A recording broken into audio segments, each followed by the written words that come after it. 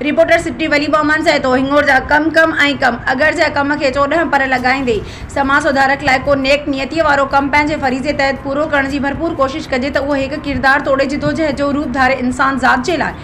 ब क़दम अॻिते हली करे मज़लूम इंसाननि जो महवर बणाईंदी ऋण पड़ तेज़ गरम वारीअ जे पंध खे पंहिंजो मुस्तक़बिल जो सफ़र महसूस कंदे पंहिंजे जुनूनी जज़्बनि जो भरम रखी करे समाज अंदर थींदड़ समाजी बुराइनि खे पंहिंजो मुक़दर बणाईंदे हम आवाज़ जे लहरनि सां मालामाल थियण लाइ मज़लूमनि जे दिलनि मथां ज़ख़्मनि जा घाव लॻलनि तां मन जे मोहब्बती मरहम जा पहाड़ रखी इंसानियत जो अज़म तोड़े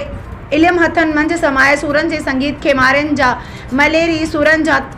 तांग तलाश कंदे अचे हिकु इदारती आधार जी छांव ताईं उघाड़े पेरे पंधु कंदे सिंध प्रेस क्लब हिंगोर जे समाजी सुधारक वर्किंग वारी सोच के फॉलो कंदे हम आवाज़ वारी लहर के सिंध प्रेस क्लब हिंगोर जे बानी सीनियर साफ़ी अदीब नाज़ मंगी सां ईद कुर्बानी जी अज़ीम ॾिण जे हवाले सां ख़ुशियूं ख़ैरात करण बहाने ईद वधाइण जा गुल अर्पण जे लाइ समाज सुधारक लाइ हर वक्त पेश रहंदड़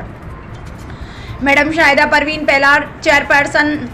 अल निसा वेलफेयर फाउंडेशन पाकिस्तान मुलाकात जा मण खणी अचे ख़ूब समाजी भलाई वारे इशूज़ ते ॻाल्हियुनि करे दिलनि ते मज़लूमियत वारे एहसासात खे अञा भी पुख्तो बणाइण जे लाइ अज़म जो इरादो ज़ाहिर कयो ऐं अदब लोग इंसान ज़ात नाज़ मंगी जे समाज सुधार ख़्यालनि जी बहितरी अक्कासी करण ते मुतासिरीन जा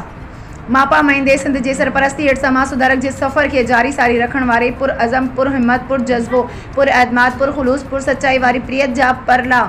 निर्वार करण लाइ सीनियर साफ़ी नाज़ मंगी जे सथ जो हिस्सो बणजंदे खेस खां पंहिंजो मेंबर फार्म वसूल करे नाज़ मंगी ऐं संदसि हथ मथां किरदार असूल सच्चाई हिम्मत जरियत खे दाद ॾींदे एतमाद जा गुल अर्पे छॾिया उन मौक़े ते सिंध प्रेस क्लब हिंगोर जो सत मोहम्मद अली चन्ना आमिर खान मंगणे जो ग़ुलाम असगर हरिया मज़हर अली सैतो आबिद अली